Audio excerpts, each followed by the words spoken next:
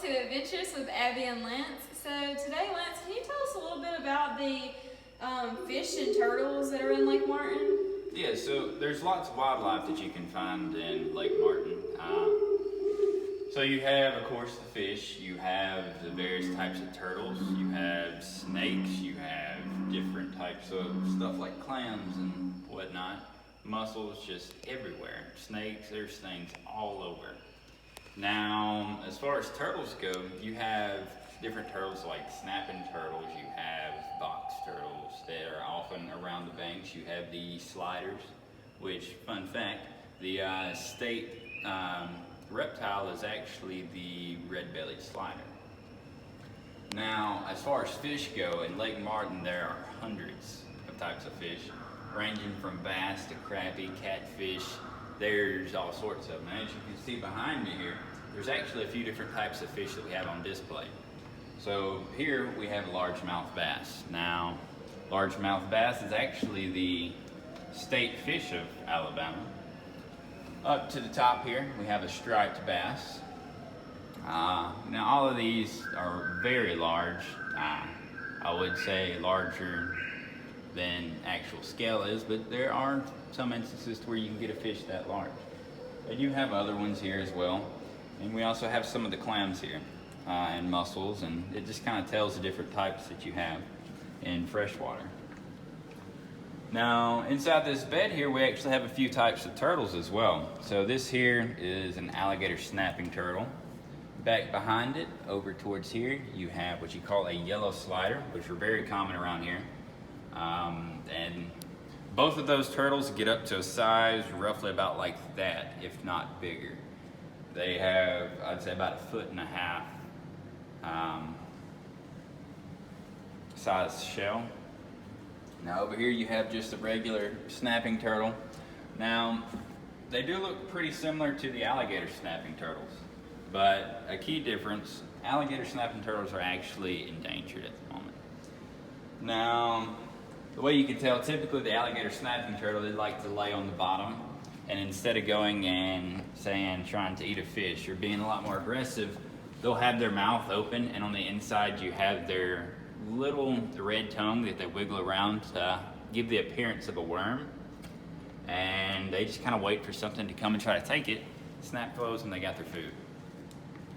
Now, there's several different types of fish. Now, with bass, you have, of course, largemouth, the smallmouth, striped bass. You go to catfish, you got the blue cat, yellow cat, the channel cat. There's a variety of different types. Now, you also have things like crappie and bluegill. Now, Lake Martin, we do hold lots of fishing tournaments, and people come from all around to participate in them. Now, snakes, you don't really have a lot of aquatic snakes around here, though many snakes can swim on water. Fun fact for you. Most of them do not like to stay on the water. They typically just swim across just to get to the other bank. Now, a few of the snakes that you will notice are cottonmouths and just regular old water snakes. Now, cottonmouths you do have to watch out for because they are venomous. So Lance, can you tell us a little bit more about the water snake and the cottonmouth and kind of how we can tell the difference if we ever see one? Yeah, so, I got a few pictures here that you can look at.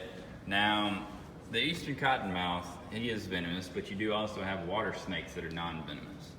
Now, cottonmouths, a very key way to kind of figure out that it is venomous is one, you can look at the shape of its head, which is usually this kind of triangular shape. It kind of flares out at the sides a bit more, it comes to a point, as is the thing with most venomous snakes. Now, you look at you also have the eyes. So typically, a venomous snake's eyes, they're gonna be more of a slit shape, almost similar to like if you've ever seen a cat's eyes, how they kind of have that little slit. That's similar to a venomous snake, while the non-venomous snakes, they're typically have rounded eyes.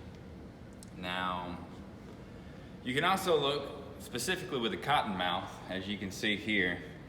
He opens up his mouth. When he feels threatened, he kind of exposes that just as kind of a warning to anything that he feels threatened by.